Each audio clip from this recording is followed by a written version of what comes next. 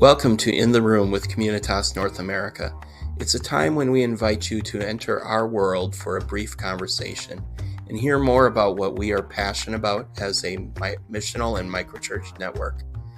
We also hope that these conversations will inspire you to think about new ways of being the church in North America. I am Leon Longard, the team lead for Communitas North America. My co-host in these conversations is James Kola. So grab yourself a favorite beverage, have a seat, and join us around the table.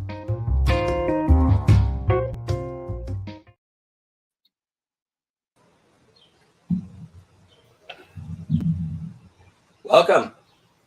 What's going on, guys? Hey, everyone. Hi, how are you? Hey. Today we have Jeff Shaffer and Kayla Peterson with us. I had the privilege of working for an organization that Jeff started for a year and a half a while back, and Jeff is just an awesome guy who I enjoy being with. But today they are going to share with us about the APEST model, which is a big part of our identity at Communitas. Just to get started, Kayla and Jeff, could you kind of give us a picture of some of the work that you guys are doing in Santa Barbara? What are you investing in? Okay, I'll start with, so Kayla and I pretty much just recently started working for Kingdom Causes. We had both worked for SBAC before that, so we have always had an interest kind of in getting God's people engaged in justice work. So our work with Kingdom Causes really has a kind of a triangle focus, which is how do we bring the city of Santa Barbara together with Westmont College and kind of our city, social justice work in the city around homelessness or combating human trafficking or foster care systems. So ultimately, a lot of our work is collaboration, bringing together leaders, creating strategic plans to kind of solve these issues. And also we focus on Westmont because I'm very interested, I'll let Kayla speak for herself. I'm very interested in getting out of the way of the Gen Z generation and just letting them lead. So I've worked with Westmont for 12 years now, and I've really seen some tremendous students come out of that kind of work together, which includes Kayla, and I want to continue to pour into the next generation and see what God has for them. To add to that just a little bit, as one of those sort of Gen Z millennials that Jeff is talking about, it's been really fun to experience that. The model that Jeff is talking about, where Jeff is always elevating students, always elevating recent grads into positions of leadership that fit with their levels of experience, and is able to push students and push young people into this, maybe stuff that they wouldn't have ever said yes to themselves, but because they're kind of empowered and encouraged, they're able to do that. And part of that is through kind of spiritual formation. And also part of that is just bringing students into the city, into relationship with people that they might not engage with up on the campus at Westmont, because it's sort of out of the way. And as somebody who's kind of experienced that myself, just really wanting to see a lot more students have that experience and engage with that part of themselves, because coming through undergrad, it's so easy to miss that. And so that's sort of one of the more exciting parts of what we get to do, and the more rejuvenating parts of what we get to do alongside kind of the systemic work in partnership with the county to combat human trafficking. So these two really fun and dynamic things that we're getting to do. Before we transition, if I am remembering correctly, you guys are part of a faith community together. Can you guys share with us about that at all? We have been a part of Margin together. So when I rejoined after working with Christian Associates for a long time, I rejoined maybe 4 or 5 years ago with Communitas International, working with Jim and Heather and Helen, really to kind of formulate this. What we started out as was a group working with Duns. So a lot of Westmont students that I had worked with were no longer interested in the church. We've gone through several iterations. We are pretty much, though, a house community. Kayla has been with us in the past, but I think one of the things that's been good for Kayla is because we are a small team of just us two, is she has a different house church or a different home church I'll let her speak to that, which I think is really good because basically Kayla and I are working together 6 days a week on spiritual development, all kinds of different things. So it was very fun to have her in margin, but I absolutely think that was a good move. And so now we're kind of in an iteration of margin 3.0, which I can talk a little bit more about toward later on. But basically, because of the APEST and because of another book I'm reading called Reinventing Organizations, I'm trying to move away from hierarchical leadership more and more to what we call circle or flat leadership. And so margin allows me to do that and hand leadership over to students or graduates. Yeah, Jeff's being really kind about that, but I think he's just as able to say he wants a break from me too. So we'll give him that as well. And yeah, my faith community experience, I'm trying to see if my faith community might be interested in moving into some of this more kind of exploring what it looks like to bring in everyone's voice, explore more of a circle.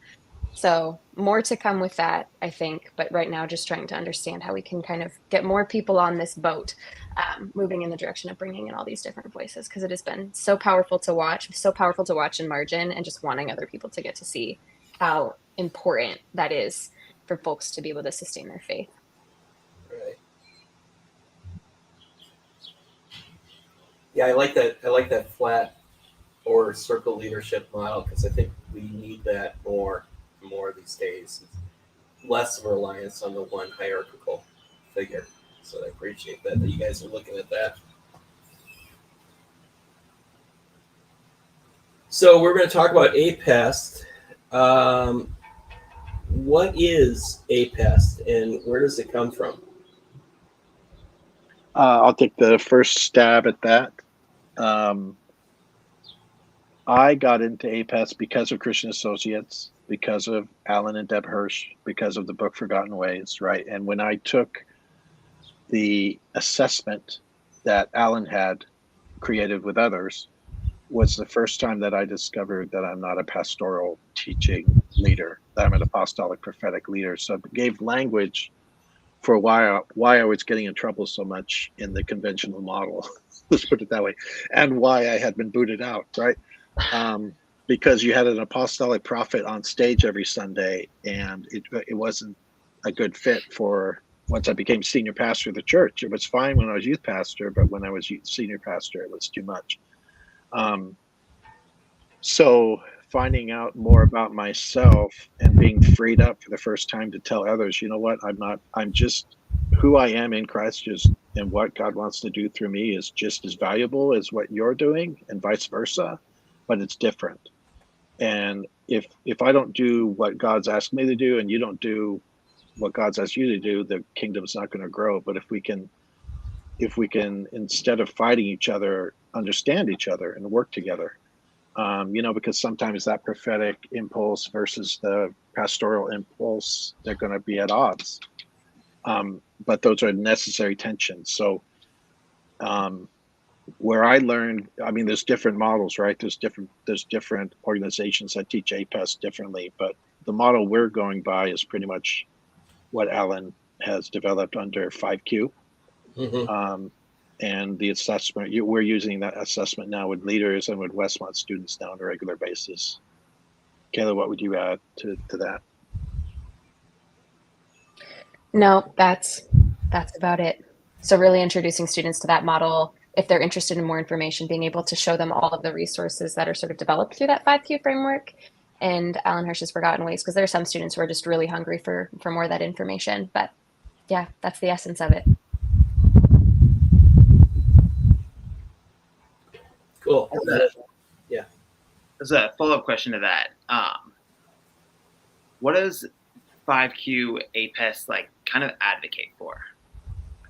Yeah, it advocates for what a friend of mine, John Mullen, talked about the difference between an orchestra and a jazz band, where there's a conductor and everyone does their role. A jazz band is where you've got musicians, but at different times, the bass player versus the drummer might have 15 minutes to lead and take it a kind of a different direction, but they always wind up creating something beautiful together, but it's not as orchestrated as an orchestra, right?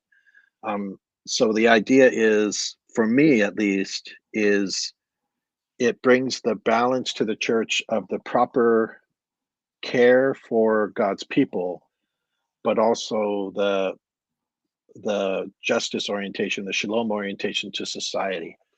And I see, at least my perspective in Santa Barbara Church, is there are very few churches that have a balance of all of those. They either err toward just being social justice orientation without any level of teaching or support necessarily for the people you're caring for, or it's just circle the wagons, teach on Sunday morning, protect everyone, care for everyone, but they don't necessarily care about homelessness or people being trafficked. Or so I look at it as Paul's pleading with the church. So I guess I would have to say honestly, right? It advocates against a senior pastor led model, clearly, because it's a shared leadership model where these different voices have the ability to shape the church. So there would not be one shepherd teacher shaping the vision or mission of the church. There'd be a group of 5 or more who lean into who God has made them, who can speak to like the balance and make sure there's a balance within the local church. It also kind of, to me, it's an equipping model. So I do happen to believe that we're sitting on dynamite, with a lot of students gifted by the Holy Spirit, a lot of young people gifted and able to do fantastic things that'll never climb the ladder to a senior pastor role. And so their gift or their voice is silenced. And to me, that's not a healthy thing either. So I think that's some of the framework that excites me. It's like unleashing the local church, balancing it between, I'm a big believer that the church doesn't exist for itself. It exists for shalom while we're on earth. So that's for me. Kayla, do you have anything for you from your perspective? I think, yeah, to build on some of what you just said is that the APEST gives language in a lot of ways, and that framework, Ephesians 4, gives a whole vision for the unity and diversity of the church, not just unity for the sake of self-protection and sameness, but unity for the sake of, like, what does it mean to achieve shalom in our world? What does it mean to be missional, on mission with God? In the world, I think it gives us this really powerful framework for that, and also framework for how to engage difference, which is so critical. And we talk a lot about it, I think, in our kind of traditional church settings about kind of the unity and diversity, but then we promptly kind of don't allow that to flourish. And what the APEST framework allows is for us to be able to talk about it in a way that feels really non-threatening, actually, but profoundly rooted in human flourishing, and to help people do what they're equipped best to do. Because when Jeff's talking about, oh my gosh, I'm not actually kind of this pastor teacher, like that should be really freeing, I think, for people to identify, oh, that's why that never fit. That's why that shoe never fit. And how can I go and help people see all of these other things? How can I go out and show people what it looks like to engage their city and lead hundreds of students over time into these experiences? Like, what would it look like if all of our churches actually kind of worked underneath this framework? The vision is incredible.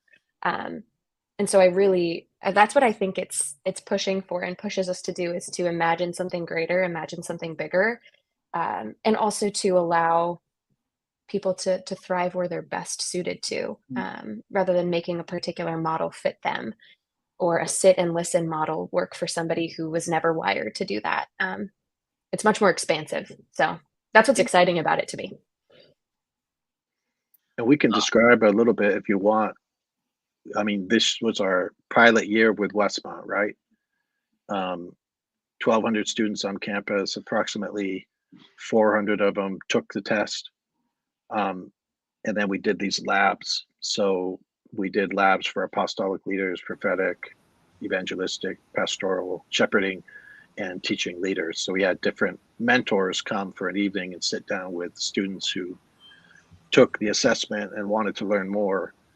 And I can tell you some of the fruit that came of that was, especially for me in the apostolic lab, we had 5 5 women students show up, who had never had the language like Kayla talked about, who always struggled in their gift mix, because they always felt like they were ahead of the curve. They were ahead of the game and couldn't get other people to see what they saw. And they were women. So how could they ever become lead local churches or groups? And so we had mentors who just totally affirmed them for an hour. And 2 of those leaders are now talking with us this year about going on a little bit of an apostolic. They just graduated, and they're working with us to potentially go on a bit of an apostolic adventure this year in Santa Barbara, where they lead, where we're mentoring them and guiding them, but they get to see kind of, hey, what's God asking us to do? And they get to be the leaders. So to me, the fruit of it has been 30 to 40 key students who really grab onto it, made it a part of their spiritual formation conversations and activities, and that now it guides them a little bit in their decision making, and understanding who they are. So there's a lot of benefits that we've seen already. Yeah, That's awesome. that is. Could I ask you guys to maybe, APEST talks about these 5 roles that followers of Jesus fit into and that the church really needs. Could I ask you guys to maybe offer us like a little bit more of a detailed snapshot of those 5 roles? Kayla, you want to take a shot at that first?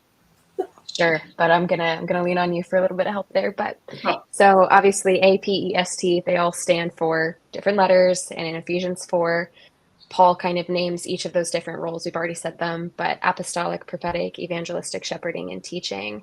Apostolic is pioneering. It's the creative.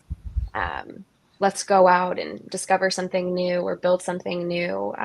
Doesn't always function best kind of confined within those 4 walls, because the very essence of an apostolic person is to go explore and create.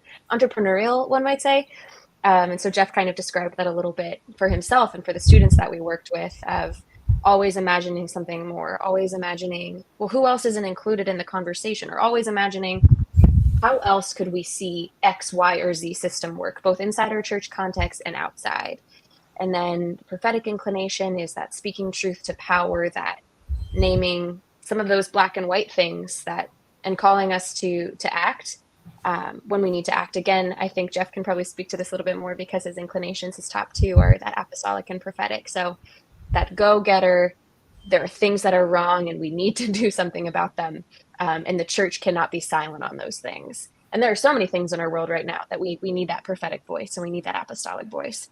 And those voices are traditionally perhaps not as encouraged, or constantly told, like, not here, not now, not in this context. Can you say it differently? In some of our church contexts, which means that either those voices will leave the church or they'll be silenced. And then you have the evangelistic, which kind of straddles that, going and getting new worlds. They're a communicator. They're sharing a vision for something that's the gospel. Like, it's sharing the good news, which I think sometimes we forget and we miss in our context now, because there are so many ways it's been so wrong, and done so poorly, and really wounded communities of people.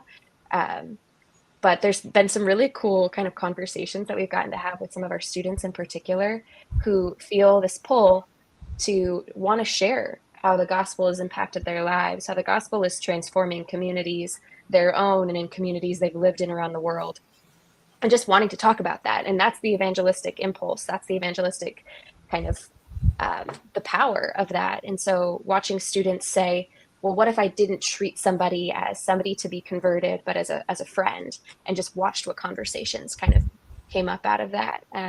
So that's the evangelistic urge, and nurturing some of those students too, and bringing the right mentors around them to show them, okay, this is how we do this. And then you've got your good old shepherd, and a pastoral kind of voice, who just wants to care for people and bring them around and nurture them and care for them. And lots of Westmont students identify with that. I think one, maybe because of what they've been raised around, but two, it's okay that there are lots of people who want to bring people around. And then you have teachers who are really good at communicating ideas and wanting to communicate truth. And so sometimes these things bump into each other, I think, and have some friction and tension because you've got, what does it mean to communicate truth, and what does it mean to how do we engage what's new and communicate truth and do these all together? But that's again the beauty of thinking about it as a team, which I think Jeff kind of emphasized earlier, is how do we look at this like a team? Because expecting one person to somehow be all of those things is not it's flawed and it's unfair to that person, frankly. And a team might function way, way, way better when we're all bringing these voices together and seeing what comes out of it.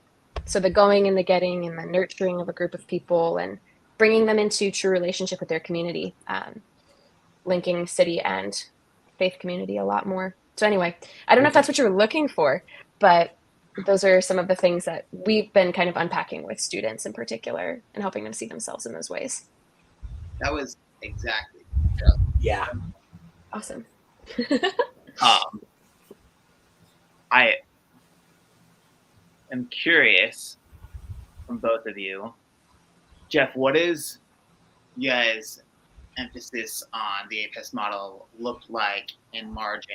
And Kayla, as you look at your own faith community, what are some of your hopes as you imagine introducing APEST and making that a greater value in your faith community? From margin, we've done it with at least the last two iterations. Everyone's taken the APEST together. So we were trying to take that team approach to any decision making that we did. As we move to the next level of margin, I think what's going to happen is it's going to be a morning mentoring meeting, and it'll be an evening action where we go out and do something together. So it'll be truly Communitas, right? Also from Alan Hirsch's Forgotten Ways book. So it will shape the way, I guess, I'm always looking to create that team. And so Kayla, when we look at our organization with Continual Causes, right, because Kayla is an apostolic shepherd and I'm an apostolic prophetic, we know that we lack the other things, right? We know that we lack the systematizer, the teacher, the person that can put everything down into nice little ideas and easily communicate them. Kayla does better than I do. I'm always way up in the skies. So I think as you begin to figure out where everyone fits and what they're passionate about, but also the beauty of the APEST against other assessments, right, is it is the power of God connected to it. So it's a highly more powerful than any assessment. When people start to tap into their gifts, I think my passion in it is because that is when the church changes. I've been watching some documentaries lately about some of the ways the evangelical church and its leadership, as this lack of accountability grows, has damaged people historically. Mm-hmm. And I think we need to undo that. We need to do something differently to communicate something to our communities and to our cities, is that we recognize the harm we've done sometimes in our structures, and we need to create other new models that people can perceive that are not power in the same way. And I can only see that happening through kind of an APEST leadership structure and being involved with the vulnerable. I think that gives kind of a dual message of power back to us.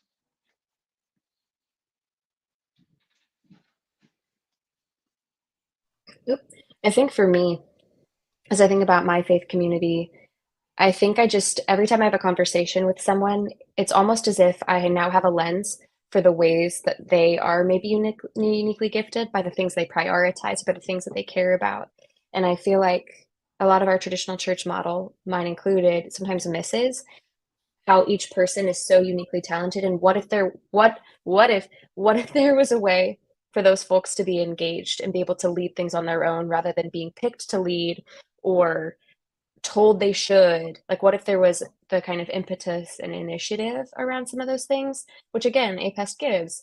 And so wanting to be able to help folks see that if there's something they really want to do, whether it's external in the community, a particular population that they really think the church should be talking about and understanding, or a particular, whatever it looks like, infinite ways to imagine how that could look, that folks could actually feel empowered to lead those things. And also, I think there's often so much anxiety around the Sunday morning service and where we're going to hold it and how we're going to do it. And that's fine, and I understand why it exists, but sometimes I wonder if we just kind of released that anxiousness and nervousness around the Sunday morning service and wondered how else community might crop up, that home groups might do just fine, and are amazing actually expressions of shared leadership models, and that might be sufficient. And then what would it look like to take it one step further and be in our community and be church in our community missionally? So those are some things I've been thinking about. How do I frame those things? How do I talk about them in relationship with the folks I really care about in my faith community? Because I wonder sometimes if we've gotten so bound up in this particular model that we forget, what if we weren't so anxious about this? What if we didn't build all of our hopes and dreams around Sunday mornings, 10 a.m. and how that's actually going to go? But I get it. I get the anxiety, but there's some imagination there. There are a couple things that I'm hearing that I'd love to highlight just to make sure they don't get missed. And one of them is, it sounds like this embrace of these 5 roles within the church will create faith communities where more people feel welcome. More people are finding expressions of spirituality that makes sense for who they are. I'm hearing that a lot. Also hearing, this is very similar, but just this idea that when the church embraces only one type of leader or 1 or 2 types of leaders, it really fails to be all that it can and should be. And so the embrace of APEST will lead to a church that's doing loving those people outside the church as well as it's loving the people that are inside the church. And yeah, just wanted to make sure I repeated those things that you guys are saying. No, that's right. Yeah. I think one of the things we're learning is it's really a tool of discipleship. Yeah. We had a freshman student who's going to be interning with us this next fall who spoke at our Combating Human Trafficking Vigil. Who I believe is shepherd teacher. She might have been something different. No, you're right. She did a phenomenal job. I mean, she was the speaker there that everyone raved about. It wasn't somebody from the DA's office. It wasn't us. And to be able to potentially have a few years with her to help her see that in herself and develop that. And also you don't have to go to seminary or anything like that, but you should always don't put your leadership capability, don't graduate and then stop. Because I feel like that's also what happens. Students get opportunities and they graduate, they get a job, they move to some other city, and then they just start attending again. And to me, that's the other thing. It's how do we break the consumer model of the church? And we haven't, I don't feel that that nut has been cracked yet. But I think that these are the components that will help us do that. However, that means leaders have to be willing to give away power. They have to reorganize how they structure everything. You need to put different people on stage. So your ego also has to be it can't be there, you know? And those are some of the challenges I feel ultimately, but to me, those are some of the other important aspects. Yeah. Yeah. When I'm thinking about it, what you're saying, one thing we're constantly talking about within Communitas is the whole multiplication ethos, and how do we traditionally we talk like churches planting churches, and it's like this preset mentality that everybody's like, well, I got this box, I'm going to reproduce the box over here and over here. And I think when we think more in that APEST model, there's just a lot of creativity to what that multiplication can be. It's not just duplication of the same thing elsewhere, but it's like branch out, experiment, try stuff. Yeah, if you look at Alan Hirsch and some of his pages, right, some of his crazy diagrams that whoever created, right, there's different shapes all over the place. And I think you both know when I joined Communitas or Christian Associates, and I didn't want to plant a church. I didn't want to plant the box, right? So I ended up with a meal sharing. And for the most time, over time, that was accepted as like an equal valued thing. I feel like within the culture of Christian Associates. And to me, that's what we see Westmont students wanting to do, or graduates. Like 5 of them will go create a laundry of love for people that need to get their laundry done. And if they understand their APEST, they're going to understand their opportunities to share Christ, or their opportunities to get people who are experiencing homelessness into leadership, or whatever that is, invite people to whatever the faith community is. If they understand these things, that will be a faith expression that isn't a church, but is extremely powerful in a subculture.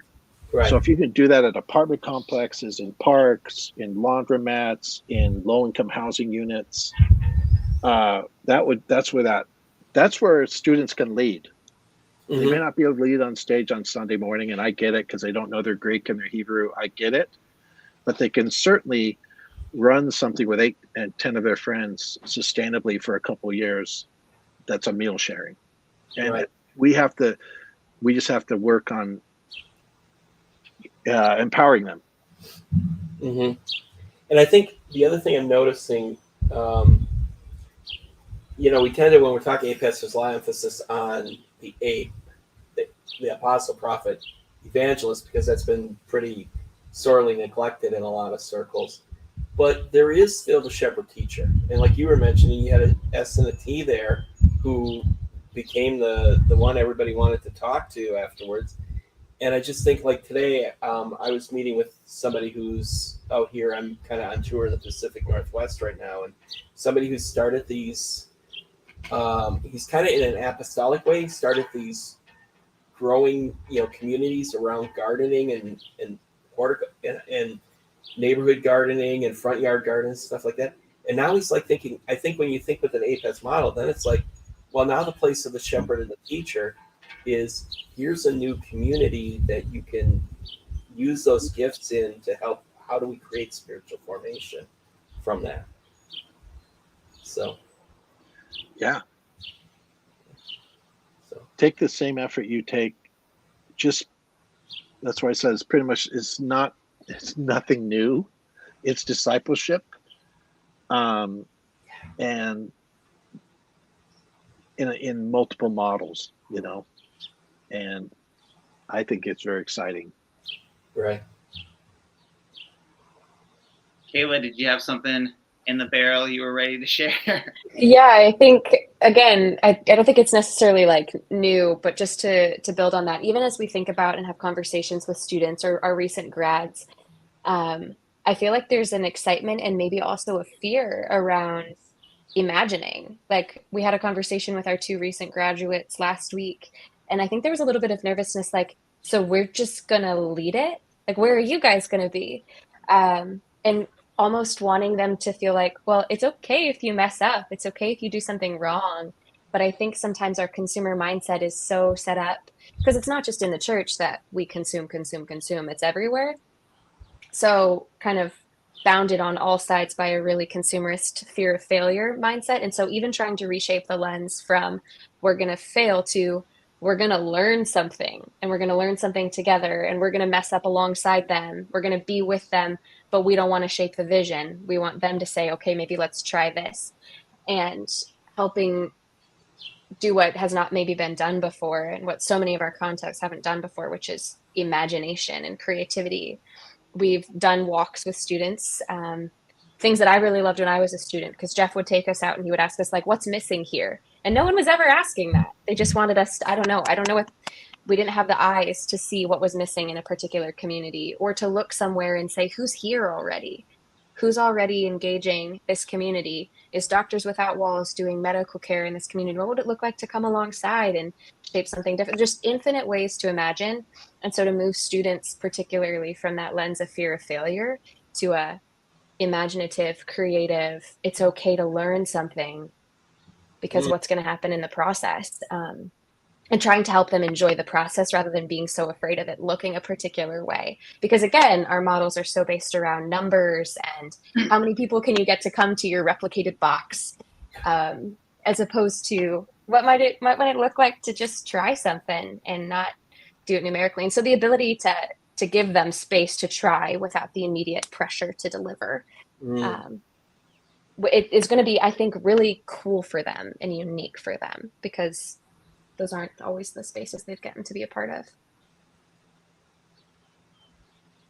I just recognize that it's come up multiple times, but this, like, you're fighting some cultural stuff.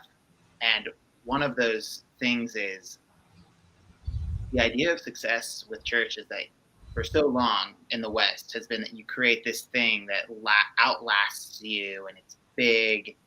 And in Communitas, we've had lots of conversations recently about how we need to, like, challenge that. We need to, like, gauge success differently. So we've talked about, like, celebrating stories and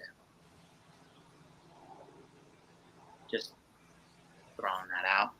Yeah, no, I think that's definitely where, we talk about this program being like helping people reimagine what church can be like. And I think this is part of what we hope comes out of these conversations. And I know we've been talking about how this has affected your local communities, the work you're doing with students, which is like cool to hear students are having these opportunities.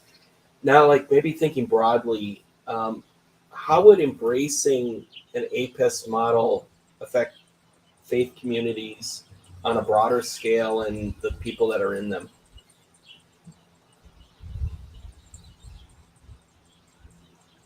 Yeah, I mean, I don't know what book I had read. I read a book about, what is the true work of McDonald's, right? Is it to sell burgers? Is it mass production of food? And the truth is, it isn't. It's real estate. Similar to Starbucks, right? They wanted the best land, where people would come by and buy their product, but they also own the land.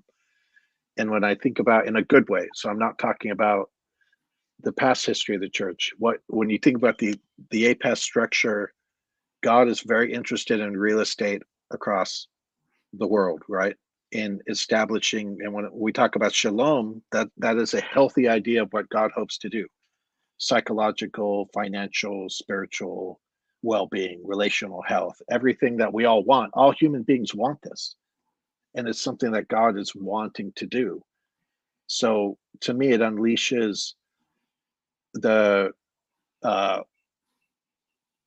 it's going to save the church in multiple ways. I think this one of the ways will be that the next generation will stop leaving it, because they have ownership of it. They get to create what it is. They have responsibility to it. Right now, in my view, a lot of them see it as a worn out, non-trustworthy, and it's just this again. This is hugely. I'm making a huge statement here, and it's not true of all churches, but I'm just talking about what I've learned from people and how they view it.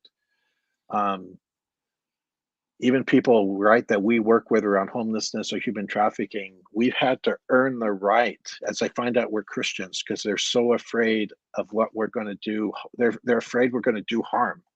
We have to undo that expectation. Why do I have to do that? I really shouldn't have to do that if the church were viewed as this shalom thing, and caring about people instead of the judgment piece that comes. So I feel like APEST unleashes everyone to this understanding, and it also,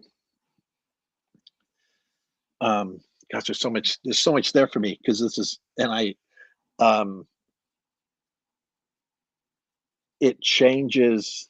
We're no longer institutional or consumeristic, because shalom, if that idea cures it, because you seek the shalom of your city, that's action oriented. You can't do that sitting. You can't do that consuming.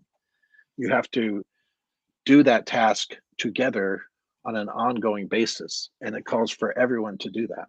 It's not calling for the experts, it's calling for everyone.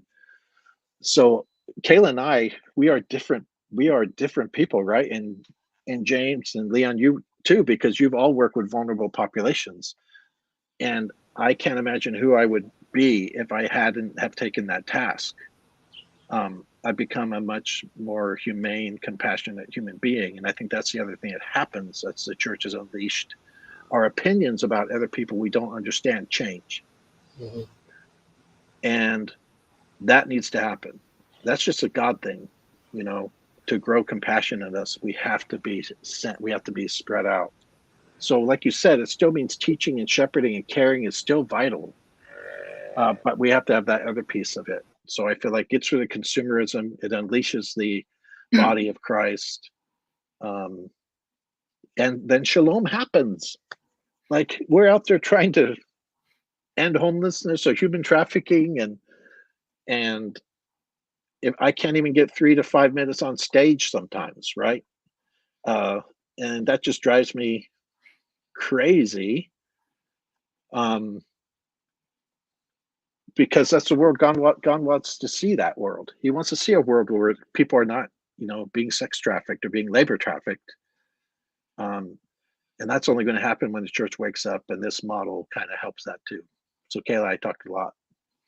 If you have any thoughts, please share them. No, I love that. I love all of that. And I think it actually is, like, it is that big of a view. It is that expansive. It is that powerful. I think, to even build on that, like, seeking shalom, as you can't do that sitting down. You also, like, get a vision for how you can do it in a way that feels really true to you. Because again, in our current models, it's like, okay, you go volunteer here 3 times a week. Like, it's even bigger than that. It's not just adding volunteer opportunities to a faith community. It's much even more beautiful than that, and watches people actually enter relationship with people that are really different than them. And then again, in more of that smaller Communitas model, is that you can't have 50 people ideally going and doing those things and volunteering together. It's small groups of people in relationship with one another, in relationship with their community. And we end up going and being shoulder to shoulder with people that are actually pretty different than us, and end up engaging more people that are different than us. And so it's just more expansive room for difference, which creates some of that shalom that we're talking about, that we're thinking about, and based again around that whole Jeremiah 29 idea that, like, those are different people doing different things, building their community together. So it's a cooler vision, I think.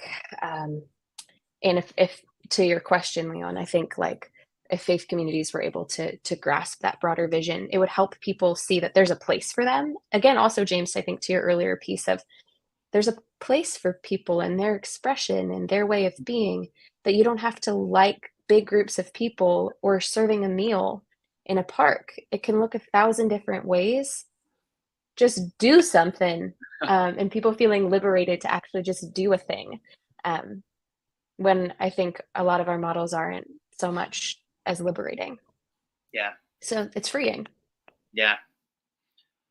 Well, I think even with that, the person who feels so impassioned about going and caring for people who are suffering is going to be really good at creating that excitement, creating opportunities for that excitement, and people who aren't instinctively that way, and vice versa. Like, a brilliant teacher, they enjoy learning, like, without those roles being active, just hard for every individual to experience. Like, each component of those expressions, apostle, prophet, evangelist, shepherd, teacher, we like need so badly to engage God well and fully, and engage the world well and fully. I mean, hardly to repeat what you already said, Jeff. I think because shepherd, teacher are the roles that get emphasized so frequently in our churches, and we're focused roles. I think that's a natural product of that is like a lot of judgment and a lack of empathy, where like when the apostle and when the evangelist, their voices are more valued. It's exactly what you were saying, Jeff. They invite everyone along to start rubbing shoulders with the people on the outside, which helps us let go of that judgment, helps us learn empathy.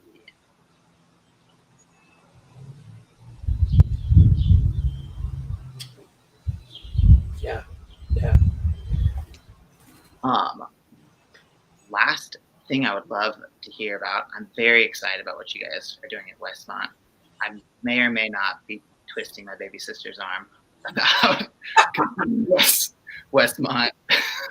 She's not a baby anymore. She's 18 and twist. out of the house for the Go ahead next and twist. year at least. But I hear what you're doing at Westmont. I'm very excited about it. Is there maybe any other stories? You guys have already shared some Westmont stories with us, but any more that you might like to share with us? Any like, how are you seeing fruit as you expose students to the APEST model? Kayla, what do you think about? I'll do a brief one. I think the other thing is we're seeing some healing between Westmont students who had viewpoints of each other that we had two interns. One was prophetic and one was evangelistic, and they kind of butted heads a lot because she was so excited about, one of them was so excited about sharing Christ. It's actually on a mission trip this summer. And the prophetic person was more at that time thinking about how she's experienced people being damaged by an overexcitability of like sharing your faith, right? And some other things. But as they both interned with us and went through the APEST, they drove a lot of places together, right, for our meetings. And they saw a lot of healing in their relationships, I feel like. And then we just saw that across the board is that once students understood, oh yeah, that kind of like strength finder or something like that. That's why you see the world the way you see it. It's not bad. It's just different. And we still need to be able to speak into each other's lives about things. But we kind of have given value back to each one of them. Actually, we're not decreasing any of them by lifting them all. Does that make sense?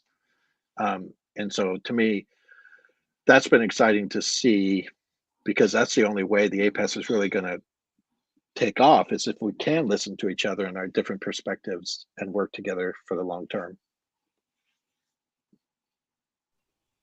Yeah, that was just kind of a fun thing to watch, and a fun thing to watch students who might have had preconceived notions or come to things like this viewing it like another personality test, like the Enneagram, and they have their in groups and they have their out groups, and I don't get along with X person because I'm like this.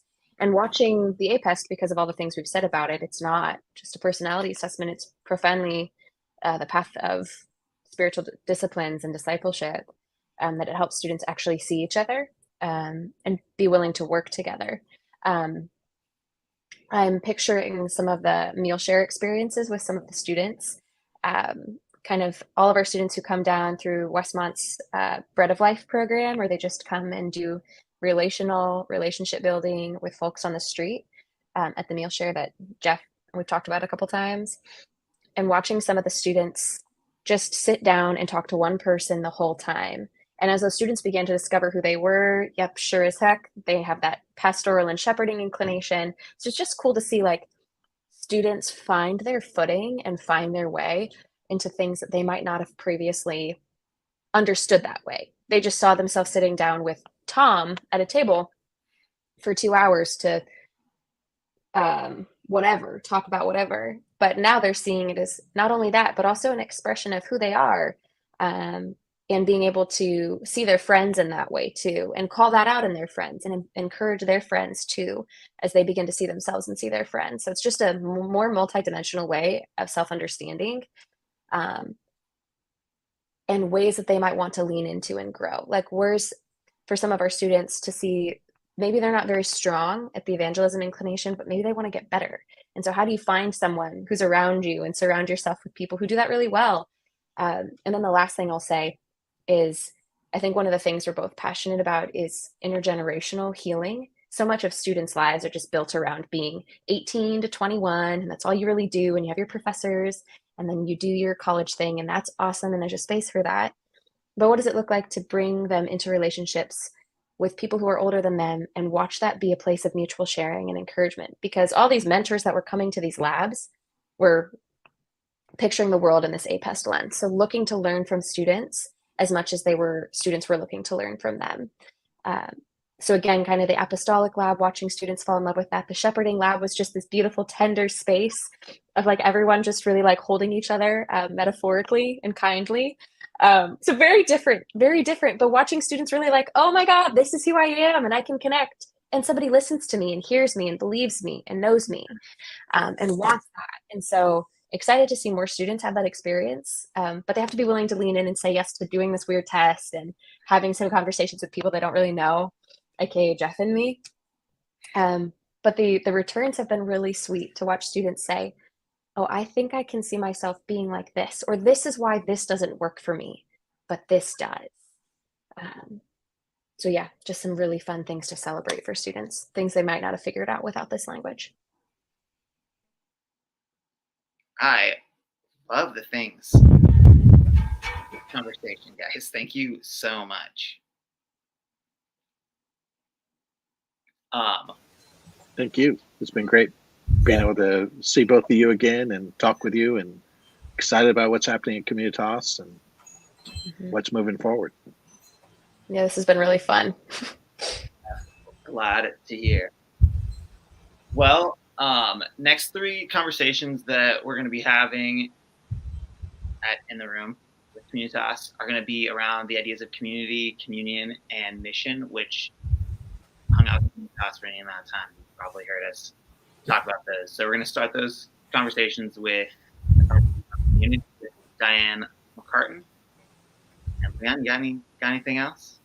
I think that's it. I think, yeah, we'll be talking to Diane in 2 weeks about community, and looking forward to that conversation as well. Again, thanks, Kayla and Jeff, for joining us, and thanks for those who have watched. It's not a couple of pop-ups of lives, but even if you're watching it later, remember to throw in a comment, and we can always address it even later on if we need to. But thanks, everybody, and we will see you again in 2 weeks.